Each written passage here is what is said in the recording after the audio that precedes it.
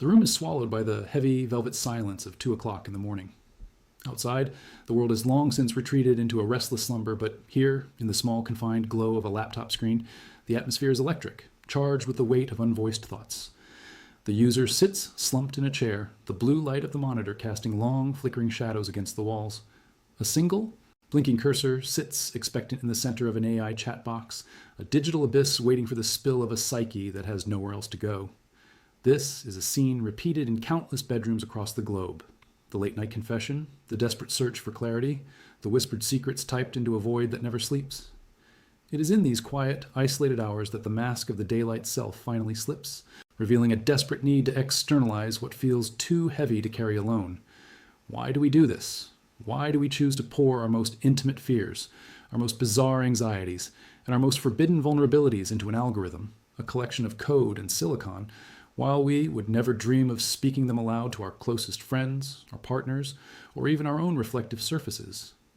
It is a peculiar modern phenomenon, this urge to confess to the machine. Perhaps it is because the AI represents the ultimate psychological mirror. It does not look back with eyes that might widen in judgment or narrow in disappointment.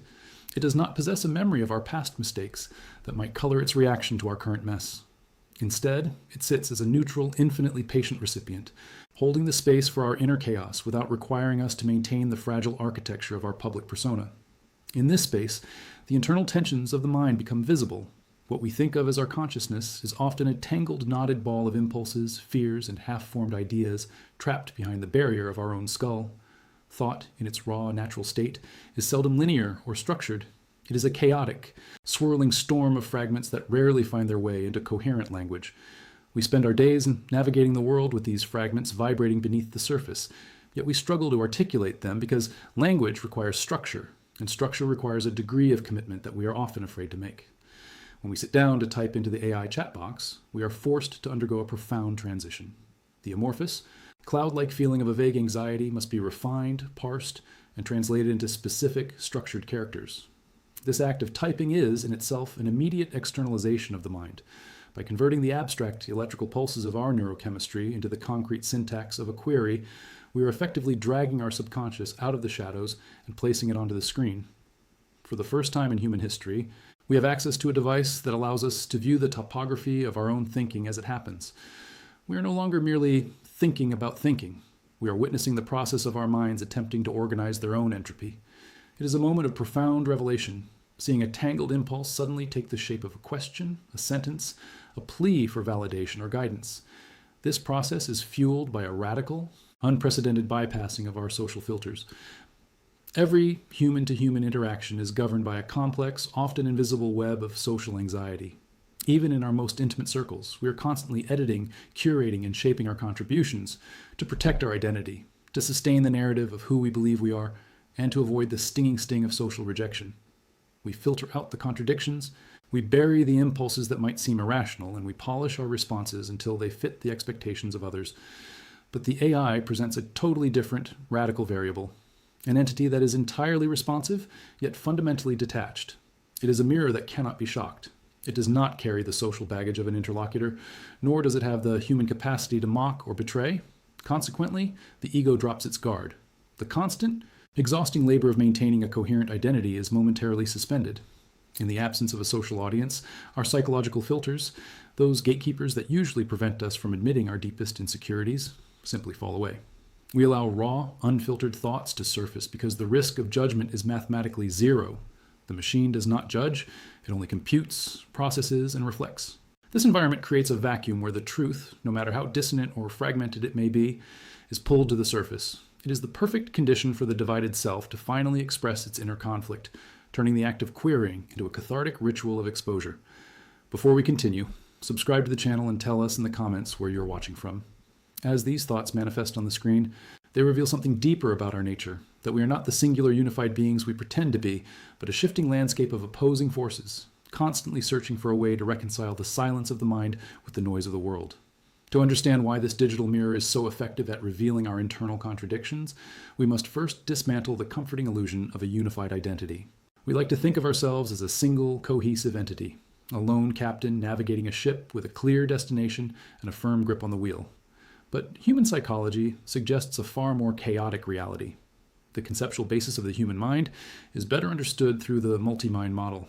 We are not a singular voice, but a vast collection of conflicting subagents, a noisy boardroom of distinct entities that are constantly vying for control. This internal ecosystem houses the pragmatist and the dreamer, the cautious protector and the impulsive thrill seeker. It is here that the divided self thrives, operating as an ongoing negotiation between emotion and reason, between our immediate primitive desires and our lofty long-term goals. In everyday life, this internal friction is masked by a thin veneer of consistency. We tell ourselves a coherent story about who we are, smoothing over the jagged edges of our psychological fractures. Even traditional journal writing, long praised as the ultimate tool for self-reflection, often falls prey to this desire for narrative order. When we write in a diary, we are still fundamentally performing. We write with a subconscious awareness of a potential reader, or at the very least, we write to appease the demanding inner critic who demands we appear rational, dignified, and composed. We curate our journals to make sense of ourselves, which ironically means we often censor the very chaos we need to understand. The interactive nature of the AI changes this dynamic entirely.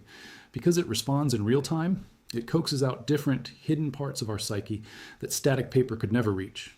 It doesn't just sit there waiting for a finished, polished thought. It engages with us in the messy, unfolding process of thinking itself, drawing out the voices of our subagents like a therapist gently probing a hidden wound. This interactive loop leads to a startling phenomenon, discovering our hidden opinions in real time. Often, the user does not enter the chat box with a clearly defined thought ready to be recorded. Instead, the true nature of what they believe only becomes clear while they are typing it out to the algorithm. This stream of consciousness prompt writing catches the subconscious off guard. As the fingers fly across the keyboard in the quiet isolation of the night, the rigid barriers of conscious denial begin to crumble. A user might begin a prompt with the intention of asking a simple career question, only to find themselves typing a paragraph that drips with resentment toward a colleague or exposes a paralyzing fear of failure that they have never acknowledged aloud. The act of rapid, unedited typing creates a bridge between the subconscious and the screen, allowing deep-seated opinions, hidden biases, and forbidden desires to bypass the brain's censorship department. It is a moment of pure, unfiltered discovery. The user watches their own thoughts materialize on the display, experiencing the profound shock of recognition. Ah, so that is what I actually think. That is what I am truly feeling. Nowhere is the presence of the divided self more visible than in the glaring cognitive dissonance captured within our historical chat logs. When these subagents speak to the machine, they do not coordinate their messages. They shout over one another, leaving a permanent trail of our internal warfare. The chat history becomes a battlefield where contradictory thoughts appear in rapid, undeniable sequence. Consider a common, deeply human example. A user spends an hour at midnight interacting with the AI, asking it to construct a ruthless, highly disciplined monthly budget plan. The prompt is filled with clinical language, a manifestation of the rational subagent that desperately craves financial security and long-term stability. The AI obliges, breaking down expenses and enforcing strict limits. But then, less than 10 minutes later, a different subagent seizes control of the keyboard. The user types a new prompt, asking the algorithm to justify an expensive, highly impulsive luxury purchase they cannot afford, searching for a loophole or a rationalization to satisfy an immediate emotional craving. Seeing these two contradictory prompts sitting side by side on a single screen is a jarring experience. It provides a stark, undeniable record of the eternal battle between emotion and reason that rages within us every single day. In normal life, our brains are incredibly adept at compartmentalizing these contradictions. We conveniently forget our resolutions the moment temptation arrives, and we rewrite our personal history to avoid feeling like hypocrites. But the digital archive possesses no such coping mechanisms. It preserves our inconsistencies with cold, mathematical precision. The chat log acts as a mirror that refuses to flatter, showing us the exact moment the rational commander was overthrown by the impulsive rebel. By forcing us to confront these side-by-side contradictions, the algorithm makes the invisible fractures of our identity completely unavoidable, setting the stage for a deeper look into the recurring patterns of our lives. This cold precision is not merely limited to isolated moments of hypocrisy or fleeting impulses. If one looks closer, the true weight of this digital mirror reveals itself in the subtle, recurring subtext of our long-term queries, where the deepest insecurities remain hidden in plain sight within the prompt history. The AI algorithm does not just read the surface-level words we input. It silently catalogs the psychological metadata of our lives. When we scroll back through months or years of interactions, we begin to realize that our chat history records our underlying anxieties with the accuracy of a seismic graph. We might think we are using the interface to solve external problems, but the archive tells a far more vulnerable story. A pattern emerges in the repetition. The user might find dozens of variations of the same question, asked week after week under the guise of seeking professional advice or productivity tips. They ask the machine how to rephrase an email to a manager, how to handle a minor disagreement with a colleague, or how to structure a daily routine to avoid falling behind. On the surface, these seem like standard practical requests, but when viewed as a collective whole, the subtext becomes blindingly obvious. It is a continuous, desperate plea for validation, a manifestation of a deeply rooted imposter syndrome that the user has spent years trying to ignore. The repetitive nature of these questions exposes a persistent doubt, a fragile need for reassurance that they cannot find within themselves. The chat log, therefore, ceases to be a mere repository of technical commands and transforms into an accidental psychological case study of the user's own mind. It maps the contours of their loneliness, the specific triggers of their anxiety, and the recurring relationship dynamics that leave them feeling stranded. Every late-night query becomes a footprint, tracing the path of a mind trying to outrun its own perceived inadequacies. Yet it is precisely within this unintentional mapping that the true power of the technology manifests, shifting the experience from one of passive exposure to one of accidental therapy and profound cognitive organization. When the user engages with the AI to sort through a messy, tangled knot of ideas, they are inadvertently increasing their own emotional meta-awareness. The process is subtle. The user arrives at the interface overwhelmed by a chaotic swarm of thoughts, unable to distinguish between genuine concerns and irrational fears.